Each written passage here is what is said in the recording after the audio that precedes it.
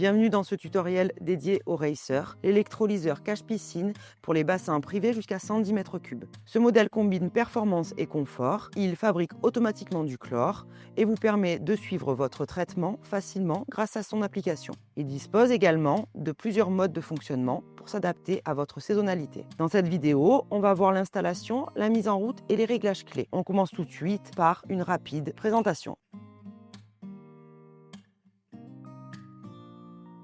Dans le colis, vous trouverez le boîtier de contrôle, les deux écrous de cellules avec deux réductions 50-63, le collier de prise en charge en 50 avec le détecteur de débit, le poulter avec son collier de prise en charge, le gabarit de fixation du coffret, la visserie, le câble d'alimentation du coffret, le câble de la cellule. Vendus séparément, il vous faudra acheter la cellule rouge pour le Racer. Nous avons finalisé l'installation de l'électrolyseur Racer. Nous avons relié le boîtier à l'alimentation. Nous avons relié la cellule avec le boîtier et le détecteur de débit. L'électrolyseur Racer s'installe après la filtration. Il doit être le dernier élément avant le retour à la piscine. Si vous avez un chauffage, le chauffage s'installera avant le traitement. Nous préconisons d'installer l'électrolyseur en bypass pour simplifier l'utilisation et l'entretien. Il devient obligatoire si votre pompe débite plus de 10 m3. Dans le bypass, du coup, vous trouverez la cellule de l'électrolyseur, le détecteur de débit, ainsi que le poulter, qui lui est là pour sécuriser les équipements de la piscine et éviter les courants vagabonds. Le poulter doit être relié à une câblette et un piquet terre qu'on viendra planter dans la terre, dans une terre humide. Il ne doit absolument pas être relié à la terre de la maison. Donc maintenant que nous avons tout installé, le bypass a été réglé, on n'a plus qu'à allumer la pompe de filtration. La pompe de filtration en route, nous allons pouvoir mettre sous tension l'appareil. L'appareil nous demande de choisir la langue. Nous avons le choix entre le français, l'anglais ou l'espagnol. Nous choisirons le français. Il nous demande d'ajuster la taille de notre piscine. Nous pouvons augmenter le volume de 5 en 5 en appuyant sur les touches plus ou moins. Via le bouton menu, nous allons ici choisir notre mode.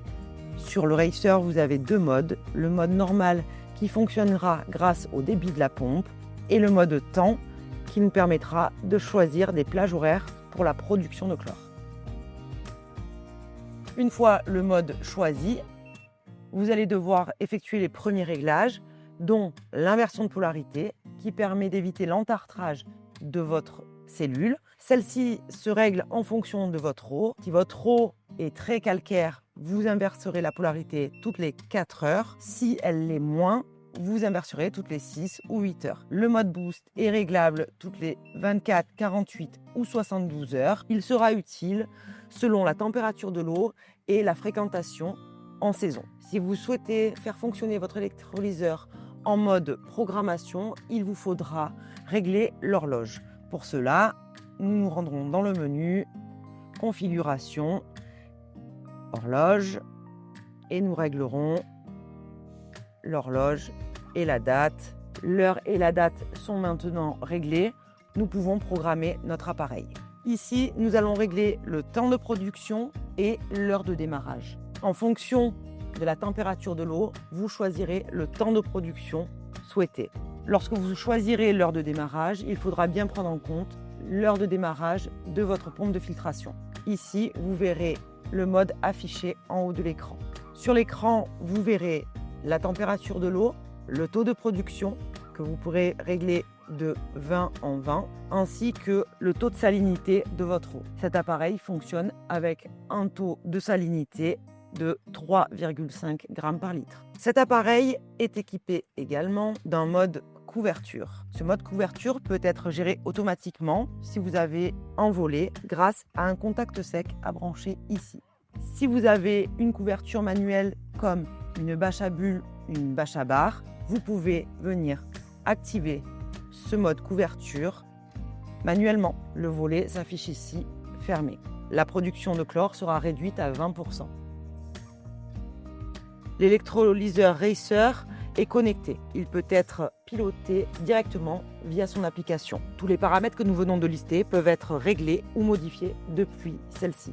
Pour activer le Wi-Fi, il suffit de se rendre dans le menu Configuration, Wi-Fi, marche, arrêt. OK. Appairage, OK. L'icône Wi-Fi clignote. Nous pouvons maintenant l'appairer à l'application. L'application Racer est très simple à utiliser. Ici, sur l'écran général, nous verrons la température de l'eau, le taux de sel présent dans votre eau, ainsi que la production en cours. Ici, 80%. Nous avons une touche d'accès rapide pour le mode boost. Une fois le mode boost terminé, la production reviendra à la normale. Ici, nous choisirons le mode temps ou le mode normal. Ici, nous pourrons accéder aux historiques de concentration de sel, des températures de l'eau et d'énergie consommée. Dans les paramètres, nous pourrons régler l'inversion de polarité, le temps de production de chlore, le temps du mode boost, l'heure de démarrage de la production, le volume de la piscine, si nous avons une couverture automatique ou manuelle et la position de la couverture ouverte ou fermée. En bref, vous pilotez à distance votre électrolyseur. Plus besoin de se rendre dans le local technique. Vous profitez désormais d'un traitement simple, automatique et connecté pour profiter d'une eau claire toute la saison.